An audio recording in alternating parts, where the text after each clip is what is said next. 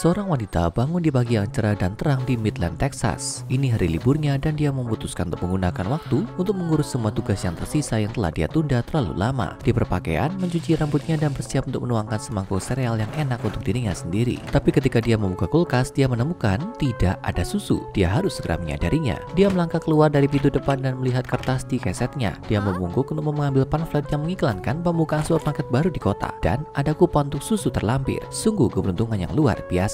Wanita itu berjalan ke kota ingin melihat-lihat toko kelontong yang baru. Dia memarkir mobilnya dan mendekati gedung. Ketika tiba-tiba seorang asing berdiri tepat di depannya, membawa sepiring apa yang tampak seperti sampel gratis. Dia berpakaian seperti karyawan supermarket, tapi dia bertubuh seperti tentara, lengkap dengan potongan kru militer. Dia tersenyum dan mengatakan padanya bahwa dia benar-benar bekerja untuk toko saingan dan menunjuk ke sebuah bangunan di seberang jalan. Dia yakin bahwa apapun yang dia pikir bisa dia dapatkan di toko ini, dia malah bisa mendapatkannya di toko seberang jalan dengan biaya lebih rendah dan kualitas lebih tinggi. Mau tak mau, dia memperhatikan keputusasaan yang hampir meresahkan di wajah penjual itu. Sesuatu tentang omongannya membuatnya merasa seperti dia dalam bahaya. Dia dengan sopan menolak tawarannya, tapi dia terus mengajukan penawaran dan tawar-menawar padanya saat dia berjalan ke supermarket baru yang aman. Keramik bersih di bawah dan lampu neon yang berdengung di atas tampak begitu akrab, namun juga asing baginya. Sesuatu tentang tempat ini terasa salah. Tapi dia membutuhkan susu, jadi dia berjalan menyusuri lorong lebih dalam ke toko. Dia mendengar suara-suara aneh dan melihat dari balik bahunya. Apakah lorong roti selalu di belakangnya? Dia berani bersumpah, dia baru saja keluar dari bagian daging dan ikan. Di mana mereka menyimpan susu di tempat ini? Seringkali ada suara aneh di suatu tempat di toko di sekitarnya. Kedengarannya hampir seperti langkah kaki, tapi tidak begitu. Lebih seperti cakar yang mengetuk keramik. Apakah dia sendirian di sini? Kalau dipikir-pikir, dia tidak ingat pernah melihat orang lain sejak dia masuk. Ada sesuatu yang sangat aneh tentang tempat ini, tapi dia tidak bisa menebak apa itu. Dia maju selangkah dan tiba-tiba lantai terbuka di bawahnya. Keramik terpisah dengan deru roda gigi mekanis saat pintu jebakan terbuka. Dalam sekejap dia jatuh ke dalam kegelapan. Saat dia jatuh, dia bisa melihat cahaya putih yang bersinar dari atas menerangi tepi sesuatu yang terbuat dari logam dan setajam silet. Di bagian atas toko, suara jeritan bisa terdengar. Kemudian gesekan lembut logam yang menusuk daging diikuti oleh gemericik darah. Kemudian pintu jebakan ditutup. Sebuah suara nyaring melalui sistem PA muncul dan berkata, "Bersihkan lorong 6. Wanita itu tidak pernah terlihat lagi setelahnya. Apa yang tampak seperti supermarket independen di Midland, Texas sebenarnya mengandung sejumlah rahasia anomali yang aneh dan seringkali mematikan. Dan itu bahkan tidak menghentikannya untuk menjadi supermarket yang sukses dan populer. Tapi bagian yang paling aneh dari semuanya, itu sebelumnya legal. Terima kasih banyak. Selamat datang di Ya, kami benar-benar akan menjual ini kepada Anda, atau seperti yang dikenal oleh organisasi SCP, yaitu SCP-4703. Efek anomali utama di sekitar SCP-4703 tidak mempengaruhi pelanggannya, tapi legalitas dari keberadaan dan operasinya sendiri. Anomali mengubah hukum untuk membuat segala sesuatu yang terjadi di dalam legal, tidak peduli seberapa tidak etis atau berbahayanya. Itu juga sering membentuk kembali undang-undang untuk melindungi kepentingannya sendiri dari orang luar, dan siapapun yang melanggar undang-undang ini dapat mengalami serangan spontan dari hewan yang kejam. Yang paling umum adalah singa ganas. Berikut adalah beberapa hal yang tidak etis dan berbahaya namun sepenuhnya legal. Terima kasih banyak. Hal-hal yang terjadi dalam batas-batas SCP-4703. Tumpukan rak dipasang pada aktuator pneumatik kuat yang tampaknya bergeser dan berputar dengan sendirinya. Meskipun ini bertujuan untuk menjaga agar toko tetap bervariasi dan menghentikan pelanggan dari pergi, hal ini lebih sering menyebabkan cedera serius dengan gerakannya yang tiba-tiba. Kadang-kadang set rak ini akan bertabrakan, menghancurkan apapun yang tersangkut di antara mereka.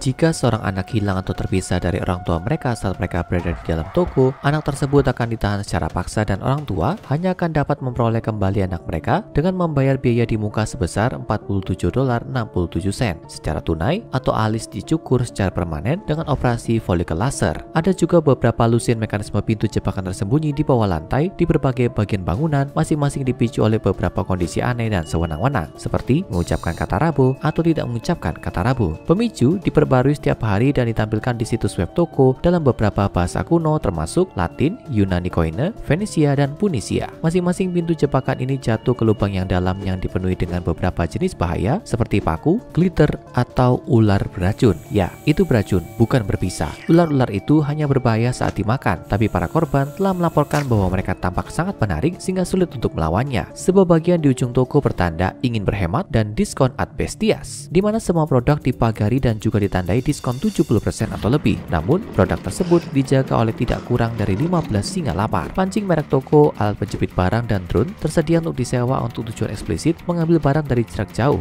Meskipun ini akan menghasilkan biaya yang jauh lebih tinggi, jadi kamu harus menantang singa untuk mendapat tawaran luar biasa itu. Ada juga sekitar 5% 50% kemungkinan bahwa setelah checkout, kasir akan memintamu untuk mencium bibirnya. Kalau kamu menolak, mereka akan membakar barang belianmu di depanmu dan kamu tidak akan menerima pengembalian uang. Kalau kamu menciumnya, ada 1 dari 3 kemungkinan kasir akan memiliki racun aneh di bibir mereka yang menyebabkanmu langsung mati. Dan setiap sore, pada waktu bebas antara jam 3 sore dan waktu tutup, singa akan dilepaskan dari bagian diskon untuk berkeliaran di toko dan hanya 2 jalur checkout yang akan tetap buka. Semua item akan gratis selama periode ini tapi harus dipindahi satu persatu. Organisasi SCP saat ini sedang mengeksplorasi hubungan antara SCP-4703 dan 2 anomali lainnya seperti SCP-2030 dan SCP-1459. Yang pertama adalah pertunjukan kamera tersembunyi terkutuk, Love is Fun, dan yang terakhir adalah mesin penjual otomatis mimpi buruk yang membunuh anak anjing dan mengeluarkan berbagai biskuit sebagai gantinya. Jadi, kalau itu sangat berbahaya, mengapa organisasi SCP tidak memblokir akses ke ya, kami benar-benar akan menjual ini kepada Anda? Sayangnya, berkat efek hukum anomali yang diciptakan oleh SCP-4703, organisasi tidak bisa begitu saja menyerbu atau menahan bangunan secara fisik. Jadi mereka berusaha mengalihkan sebanyak mungkin customer dari 4703. Untuk melakukan ini, organisasi telah membuka supermarket saingan di seberang jalan bernama Harga Super Kompetitif LLC. Sheldon M. Katz, Esquire, adalah pengacara dan biro romancer organisasi SCP, seorang ahli taumatologi yang ahli dalam seni berinteraksi dengan SCP yang birokratis, dan dia mempelopori upaya tim hukum organisasi dalam memerangi SCP-4703. Mengurai jaringan legalitas yang kompleks di sekitar SCP-4703 adalah pekerjaan penuh waktu, dan dalam memo berikut, Mr. Katz melakukan semua yang dia bisa untuk mengartikulasikan besarnya masalah yang mereka hadapi. Dia menulis, pencegahan anomali legal SCP-4703 adalah prioritas tingkat atas untuk departemen kami, dan kami melakukan segala upaya untuk menyelesaikan masalah dengan cara yang meminimalkan hilangnya nyawa dan kerugian ekonomi. Kami telah menerima sejumlah besar pertanyaan mengenai mekanisme legalitas SCP-4703 yang tak terbantahkan. Sayangnya, tidak ada jawaban yang mudah. Hukum adalah konsep manusia. Itu ada di atas kertas karena kita menuliskannya. Itu ada dalam praktik karena kita menegakkannya. Umumnya, kita menafsirkan dan menjalankan hukum melalui pengawasan semantik, niat, dan presenden. Namun, birokrat atau hazard seperti SCP-4703 tidak harus didasarkan pada hal-hal seperti itu. Pada kenyataannya, hukum seperti yang diketahui kebanyakan orang tidak ada hubungannya dengan masalah ini. Meskipun ini bukan perbandingan yang sempurna, orang dapat mengatakan bahwa hukum dasar adalah hukum anomali, seperti aritmatika untuk aljabar. Keduanya diakui sebagai matematika, tapi yang terakhir lebih abstrak. Bayangkan Timmy dan Sally masing-masing memiliki 2 apel. Jika Timmy memberi Sally apelnya, maka Sally mestinya mendapatkan 4, tapi dia tidak. Dia punya 10. Bagaimana ini bisa terjadi? Sally menceritakan apel dan memerankan kembali skenario berulang-ulang, tapi tidak ada kesalahan. 2 dan 2 menghasilkan 10. Ini adalah fakta yang tak terbantahkan. Jadi bahkan jika anomali tidak rasional, mereka faktual, dan adalah penting bahwa seseorang menerima ini jika mereka ingin mengembangkan metodologi penyeimbang. Setelah Sally menerima bahwa 4 apelnya telah menjadi 10, dia mengevaluasi kembali radiksnya dan memutuskan untuk menghitung kembali apel di basis 4. Tiba-tiba, apel 10 menjadi 10 apel. 10 adalah 4 di basis 4 yang merupakan jumlah apel yang sesuai. Eureka! Sally mengumpulkan 4 apel lagi sehingga totalnya menjadi 20, yaitu 8, yang menegaskan bahwa paradigma barunya sejalan dengan kelainan. Bentuk mengikuti fungsi sesuai dengan fungsi bentuk dan akhirnya semuanya masuk akal. Kecuali tidak ada yang demikian. Realitas yang berperilaku baik seharusnya tidak mencampur adukan yang konkret dengannya abstrak. Kalau Anda awalnya merasakan jumlah yang dapat dihitung dari 10 apel di basis 10, maka jumlah apel yang setara di basis 4 harus 22 karena masuk akal bahwa mengubah pandangan subjektifmu tentang suatu hasil tidak akan mengubah bahan fisik di persamaan. Namun kita hidup dalam realitas yang sangat jenaka, yang mungkin dengan seenaknya memungkinkan seorang gadis muda untuk memegang apel tanpa terikat pada termodinamika. Penjelasan ini tentu saja tidak memadai, tapi mudah-mudahan sedikit membantu Anda memahami mengapa Departemen Hukum saat ini sibuk dengan penyusunan ulang hukum perusahaan Texas yang komprehensif dalam sistem semiologis Quartener. Ini sendiri akan menjadi prestasi yang luar biasa bahkan bagi birokromancer yang paling terampil, dan lebih lanjut diperparah oleh penggabungan yang diperlukan dari klausa kontingensi terhadap pola fakta sadar diri yang terus melegitimasi singa gila menjadi ada di dalam kamar mandi sialan saya. Kami berterima kasih kepada Anda, rekan-rekan kami yang terhormat, atas kesabaran dan atas kerjasama Anda saat kita bekerja sama menuju solusi. Organisasi saat ini sedang melakukan serangan 3 arah terhadap kekuatan SCP-4703. Yang pertama adalah toko kompetitif Harga Super Kompetitif LLC, yang kedua adalah upaya tak kenal lelah dari Mr. Katz dan timnya melawan masalah hukum sepele SCP-4703,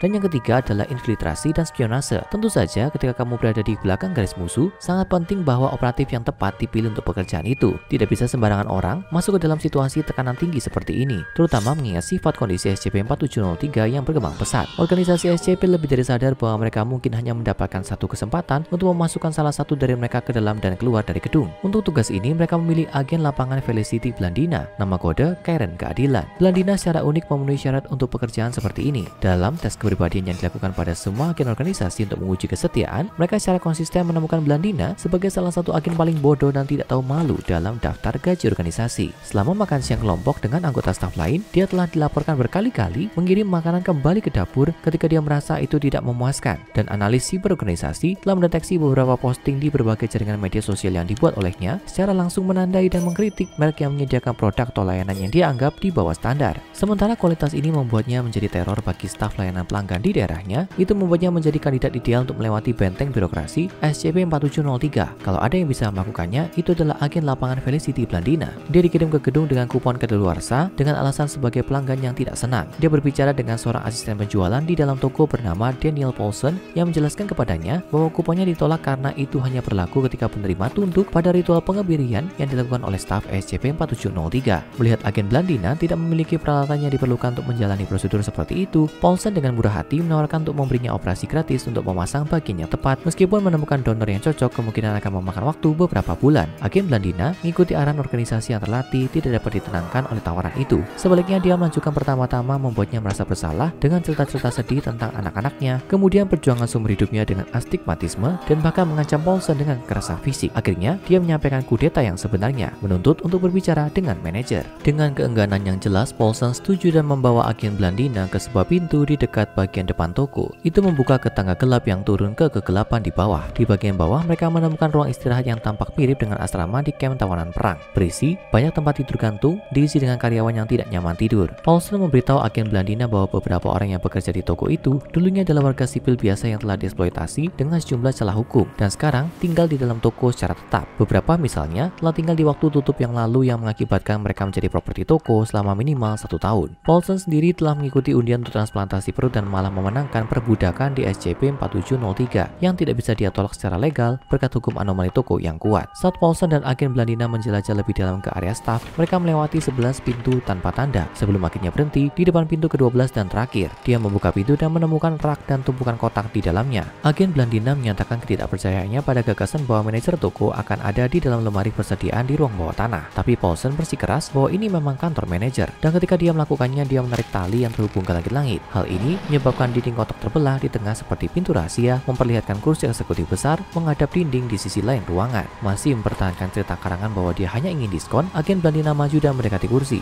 Dia memutarnya untuk melihat manajer dengan lebih baik dan mendapati dirinya berdiri di depan mayat yang mengering tanpa mata dan semua giginya dicabut, mulutnya terbuka dengan jeritan ketakutan yang permanen. Paulson mengidentifikasi pria ini sebagai Mr. Venatio Haruspice, manajer SCP-4703. Paulson akan memberitahu agen Blandina bahwa bosnya adalah mayat sebelumnya, tapi mengatakan itu bertentangan dengan aturan mereka. Agen Blandina menghela nafas dan menggerutu. Aku merasa seharusnya aku memperkirakan ini. Paulson meyakinkan agen Blandina bahwa dia masih bisa mengajukan keluhannya dan pemilik toko pada akhirnya akan mendengarnya. Seperti yang dipahami Paulson, tubuh yang dikenal sebagai manajer itu bertindak hampir seperti sinis telepon mengirim pesan ke pemiliknya. Pemilik kemudian akan membalas melalui pesan fax yang tersembunyi di dalam kotak serial yang bertindak sebagai satu-satunya sumber makanan dari staf yang terperangkap di dalamnya. Mimpi buruk Kafka X ini terus bertambah buruk, tapi agen Blandina menolak untuk menyerah semudah itu. Agen Blandina memintanya untuk menjelaskan sifat sebenarnya dari kondisi manajer padanya. Paulson menjawab, saya tahu bahwa dia secara hukum adalah manajer kami. Saya tahu bahwa dia ya apa adanya. Saya tahu bahwa salah satu dari kita selalu harus menciumnya selamat malam pada waktu tutup. Saya tahu bahwa jika kita mengatakan sesuatu padanya, pemilik tahu. Tapi pemilik tampaknya tahu semua yang terjadi di sini. Jadi saya tidak yakin itu terkait. Apalagi, aku tahu dia kosong atau hampa sebenarnya. Hampa mungkin kata yang lebih baik. Agen Blandina mencondongkan tubuh sedikit lebih jauh untuk melihat apa sebenarnya yang dimaksud Paulson dengan itu. Hanya untuk membuat penemuan yang mengerikan. Manajer itu bukan mayat utuh. Dia hanya kulit kering, kulit entah bagaimana disanggah menjadi bentuk mayat. Ketika agen Blandina bertanya mengapa Paulson menyebutkan hampa dan bukan kosong, dia mengatakan kepadanya bahwa itu karena suara kadang-kadang terdengar dari dalam kulit. Agen Blandina dengan bijaksana menolak untuk meletakkan telinganya di dekat mulut manajer yang menganga dan ompong dan malah memasukkan mikrofon tersembunyi yang telah dia pakai ke dalam tenggorokan itu. Sebelum Paulson sempat berkomentar tentang keanehan ini, sirene dan alarm mulai berbunyi di sekitar mereka. Paulson mulai panik, berteriak bahwa singa-singa itu datang dan keduanya harus bergerak cepat untuk menghindari bahaya. Untungnya, agen Blandina dapat melarikan diri hanya dengan luka ringan. Tapi, tak lama setelah dia melarikan diri, legalitas SCP-4703 sekali lagi terstrukturisasi untuk membuatnya ilegal bagi non-karyawan untuk memasuki area khusus karyawan. Audio yang direkam agen Blandina di dalam tubuh manajer juga dianalisis oleh para ahli di organisasi dan mereka menemukan bahwa ketika dipercepat menjadi 75%, suaranya tidak dapat dibedakan dari tawa manusia.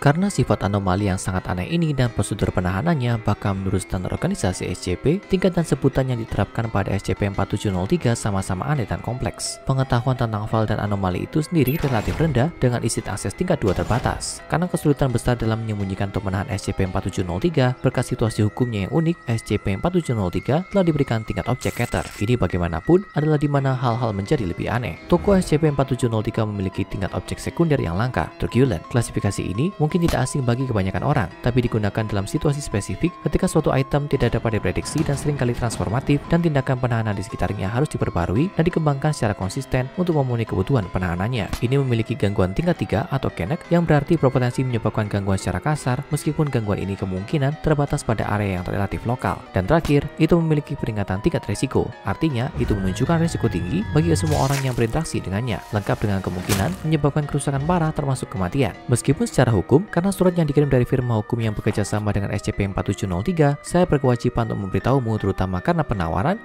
kami benar-benar akan menjual ini kepada Anda, itu sepenuhnya legal. Terima kasih banyak. Sekarang cek dan tonton entry lain dari file rahasia Dr. Bob seperti mesin es hotel Amerika Utara SCP-5172 untuk SCP lain yang akan membuatmu berpikir 2 kali untuk mengunjungi lokasi umum sehari-hari. Dan pastikan kamu subscribe dan aktifkan notifikasi sehingga kamu tidak melewatkan satu anomali pun saat kami menggali lebih jauh ke dalam arsip rahasia organisasi SCP.